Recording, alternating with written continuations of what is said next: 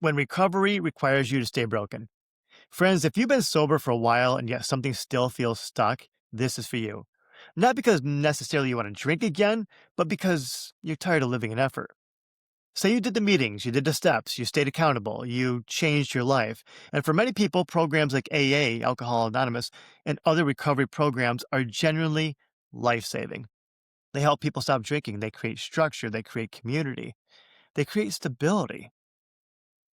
So if AA has helped you, this is not an attack on AA. This is not bashing the 12 steps. This is not saying that recovery failed. This is about something a little bit quieter. It's about what happens when sobriety works, but the identity that you're asked to live doesn't. Some people eventually start to feel a strange kind of dissonance.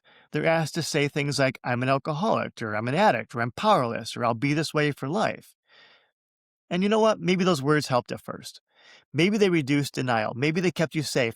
Maybe they even kept you from relapse. But later, some people notice things like, I'm not lying to others, I'm lying to myself. Not because they're in denial, but because their lived experience has evolved, and the label didn't evolve with them. And when your recovery requires you to stay broken in your self concept, you can end up sober but tense, sober but ashamed, sober but still at war with yourself. So you manage, you comply, you stay vigilant, you do everything right. And then you quietly wonder, why do I still feel like something is missing? And you know what? Here's what's often missing. Not willpower, not discipline, not more punishment. What is missing is integration. The part where we understand what alcohol was doing for you, why it made sense, what it protected, what it replaced, what it helped you survive, and how your nervous system learned to rely on it. Because when that gets seen clearly, you don't just stop drinking. You stop needing the identity of someone who is permanently at risk. This series here is for the person who is grateful for what helped them stop, but is also honest enough to admit it may not be the final layer. Recovery can be a stage without being a sentence. You're allowed to outgrow a framework without betraying it. You're allowed to become whole without rewriting your past as a permanent diagnosis.